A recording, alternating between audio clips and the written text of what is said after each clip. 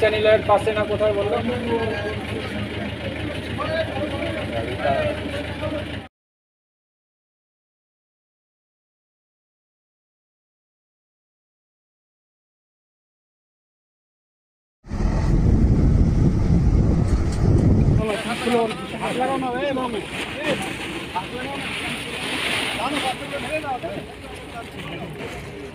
আর দুটো ওইখানে পড়ে আছে, ওরা কি আসছে? আসছে আসছে আসছে।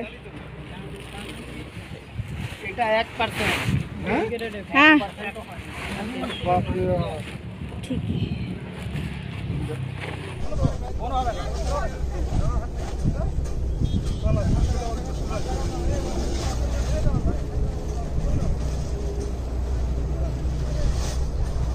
আমাদের ল্যাংচার মার্কেটে যা প্রতিদিনের সেল, বিভিন্ন দোকানে বিভিন্ন রকম সেল, তাদের প্রতিজনের দোকানই 4 থেকে 5 গুণ করে সেল হয়।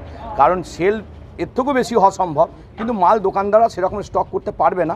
তার কারণ সীমিত তাদের মিস্ত্রি, সীমিত তাদের ওভেন মানে আগুন, অর্থাৎ আগুন আর কর্মচারী সীমিত, অর্থাৎ মাল তো বেশি করা যাবে না, অর্থাৎ সীমিতভাবেই থাকে 4 থেকে 5 গুণ।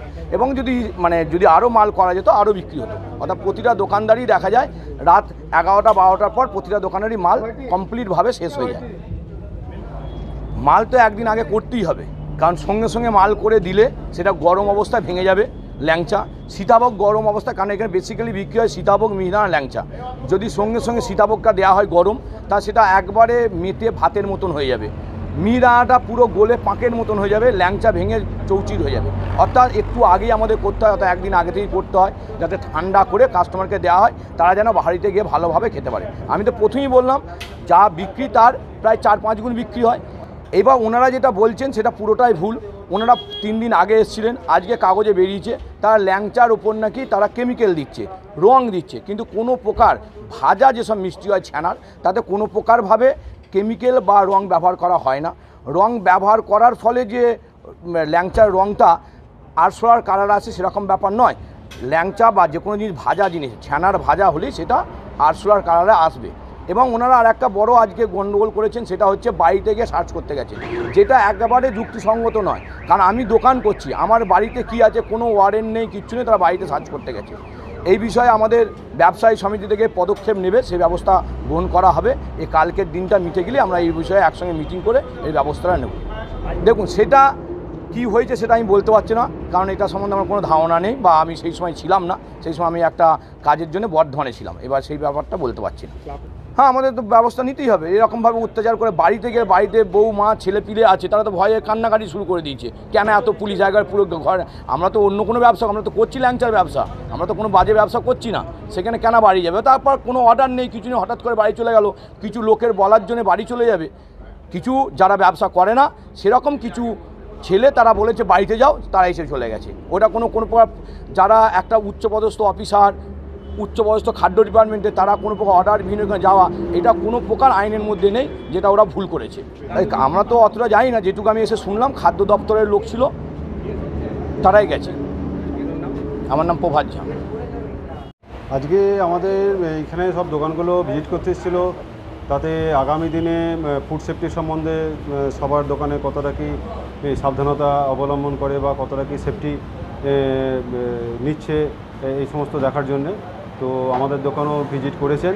হ্যাঁ, ওনারা আমাদেরকেও বলে গেছেন যাতে আগামী দিনে আরও যত সচেতন থাকা যায়, এবং আমরাও সে নিয়ে মানে চেষ্টা করছি যে আগামী দিনে কাস্টমারকে আরও সচেতনভাবে কীভাবে কাস্টমারকে ভালো মাল দেওয়া যেতে পারে, সচেতন রেখে কীভাবে সেফটি দিকটা বজায় রেখে মালটাল দেওয়া যেতে পারে, আমরা অবশ্যই সেভাবে চেষ্টা করছি এবং সাবধানতা অবলম্বন করার চেষ্টা করছি, যাতে সব দিকে যে সেফটিভাবে কী করে করা যায় সেটা ওনারা আমাদের এতে বলেছেন, এবং সেই নিয়মগুলো যাতে মেনে করতে পারি সেই নিয়ে আমরা চেষ্টা করছি।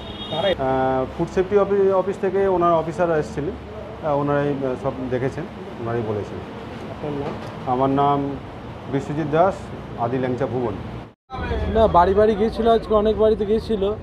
এবার ধরুন আমাদের এখানে যে ল্যাংচার যে ব্যবসা, এটা তো রোজকার রোজ তৈরি করে দেওয়া যায় না, বিক্রি হয় না। আপনার 21শে জুলাই অনেক সমাগম হয় লোকে, যার কারণে আমাদেরকে আগের দিনকে ভিজে রাখতে হয় রাত্রিরে, আমরা তার পরের দিন ওটাকে রসে দিয়ে আমরা ওটাকে সেল করি। তো এবার আজকে যে বাড়ি বাড়ি গেল, এগুলো তো কোনো পারমিশন ছিল না বা এটা কোনো সার্চ ওয়ারেন্টও দেখায়নি। বাড়ি বাড়ি গেছে, এবার ধরুন বাড়ির যারা ভদ্র মহিলা, বাচ্চা, আমরা তো সবাই বেটা ছেলেরা বাড়িতে থাকি না, তো ওটা খুবই বাজে জিনিস করেছে একটা। তো তার জন্য আমাদের যা ল্যাংচা সমিতি আছে সেখানে জানানো হবে এবং যেখানে যেখানে অভিযোগ করা হবে। হ্যাঁ, দোকানে এসেছে, দোকানে সার্চ করেছে, খারাপ কিছু পায়নি, একটু বলে গেলেন পরিষ্কার পরিচ্ছন্ন রাখতে, এটুকুই। ও স্বাস্থ্য দপ্তরের লোক ছিল আর খাদ্য দপ্তর ছিল বোধহয়, সম্ভবত। আপনার নাম? বাসেদ মণ্ডল।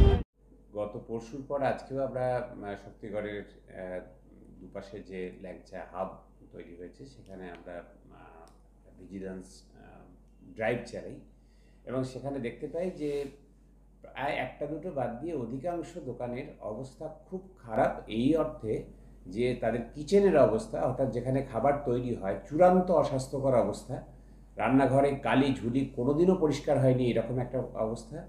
সেখানে কীট পতঙ্গ ঘুরে বেড়াচ্ছে, আরশোলা, বিভিন্ন রকমের পোকামাকড়, সেগুলো পাচ্ছি। খাবার আঢাকা অবস্থায় থাকছে এবং তার থেকেও বড় কথা, যেটা দোকানের পিছনে গ্রামের ভিতরে যে গোডাউনে আমরা যখন আজকে দেখতে পেলাম, পুলিশ নিয়ে যখন গেলাম এবং আমাদের সঙ্গে আজকে কনজিউমার অ্যাফেয়ার্স ডিপার্টমেন্টের অফিসাররা ছিলেন, লিগ্যাল মেট্রোলজির অফিসাররা ছিলেন, ডিএসপি, ডিইবি এবং আমি নিজে ছিলাম। সেখানে গিয়ে যা দেখতে পেলাম, চক্ষু চরক গাছ আমাদের, যে কুইন্টাল কুইন্টাল ল্যাংচা ভেজে রাখা হয়েছে গত 15 দিন 1 মাস ধরে। এই 21শে জুলাই আগামীকাল সেগুলো বিক্রি হবে বলে, কারণ হচ্ছে যে ওরা জানে যে প্রচুর মানুষ আসবে, এগুলো কিনে নিয়ে যাবে এবং তারা কেউ আর অভিযোগ জানাতে আসবে না।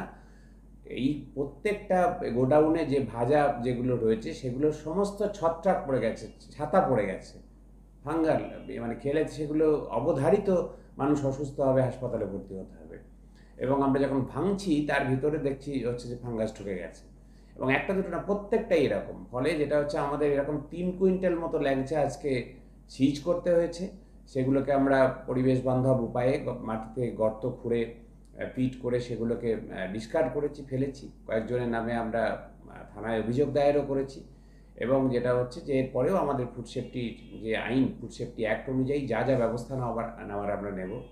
আসলে অতীতে আমরা এই যারা ল্যাংচা তৈরি করেন তাদের অ্যাসোসিয়েশনকে একাধিকবার মিটিংয়ে ডেকেছি, আমরা ট্রেনিং দিতে চেয়েছি, একাধিকবার ওদের সাথে বসতে চেয়েছি, কিন্তু কোনো রকমের সাড়া তাদের দিক থেকে পাইনি। তারা উপেক্ষা করেছেন, তাদের আগেও নোটিশ দেওয়া হয়েছে, সেই নোটিশও তারা উপেক্ষা করেছেন এবং যেটা হচ্ছে যে তার জন্য আমাদেরকে এখন কড়া হাতে এটা নিতে হচ্ছে।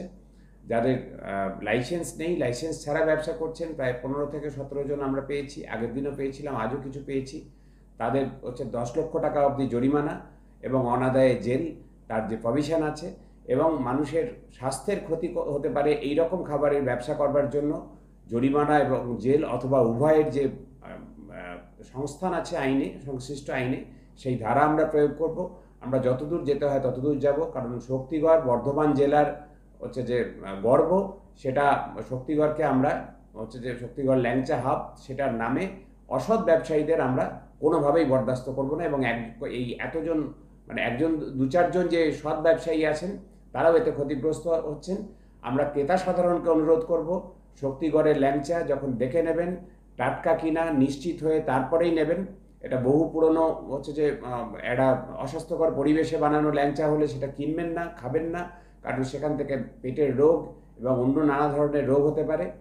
আর বিক্রেতা যারা আছেন তাদেরকেও হচ্ছে অবিলম্বে অনুরোধ করব যে অবিলম্বে আমাদের স্বাস্থ্য দপ্তরের সঙ্গে যোগাযোগ করুন। আপনাদের লাইসেন্সিংয়ে যা যা নিয়ম আছে, যা যা হচ্ছে যে করার কথা, আপনাদের কিচেন যেখানে তৈরি হয় মিষ্টি ল্যাংচা যেখানে তৈরি হচ্ছে, যারা তৈরি করছেন তাদের স্বাস্থ্য পরীক্ষা ইত্যাদি যা যা নিয়ম আছে, নিয়ম মেনে ব্যবসা করুন। আমরা আপনাদের সঙ্গে পাশে থাকব, কিন্তু নিয়ম ভঙ্গ করবেন এবং মানুষকে ঠকাবেন পচা খাবার খাইয়ে আমরা কিছুতেই তা বরদাস্ত করব না।